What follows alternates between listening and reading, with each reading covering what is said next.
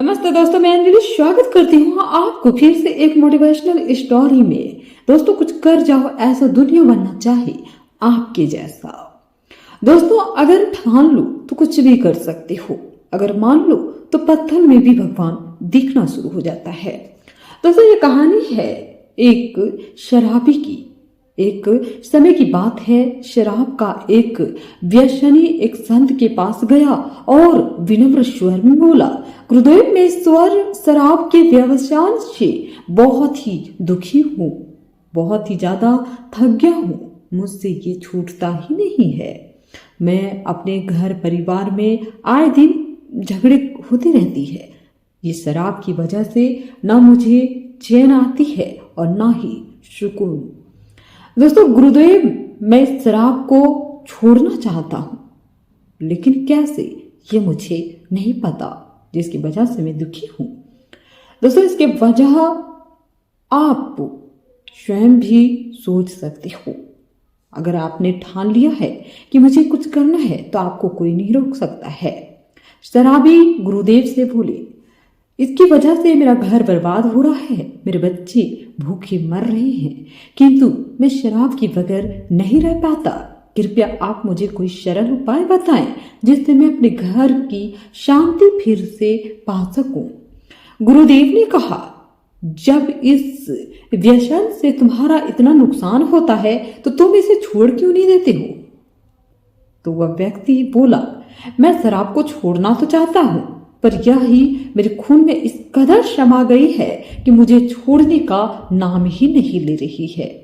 उस व्यक्ति ने बड़े ही सरल स्वभाव से गुरुजी को बोले। गुरुदेव यह बात सुनकर हंसने लगे और हंसते हुए बोले, कल तुम फिर आना, मैं तुम्हें बता दूंगा कि शराब कैसे छोड़नी है। वह व्यक्ति घर गया। घर जाकर सोचने लगा कि पता नहीं गुरुदेव कल बुलाए हैं, क्या बताने वाले हैं। सुबह फिर वह व्यक्ति निश्चित समय पर वह व्यक्ति महात्मा के पास पहुंच जाते हैं और वह देखता है महात्मा झट से खड़े हुए और एक खंबे को कस कर पकड़ लिया। और जब उस व्यक्ति ने महात्मा को इस दशा में देखा तो कुछ तो समय वह मौन खड़ा रहा, पर जब काफी देर बाद भी महात्मा जी खंबे को नहीं छोड़ा तो उससे रहा नहीं गया और पूछ बैठा कि गुरुदेव, आपने व्यर्थ इस खंबे को क्यों पकड़ रखा है?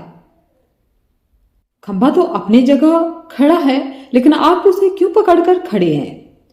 इसमें फिर गुरुदेव हंस पड़े और बोले, बेटा, मैंने इस खंबे को नहीं पकड़ा है, यह खंबा मेरे शरीर को पकड़े हुए है।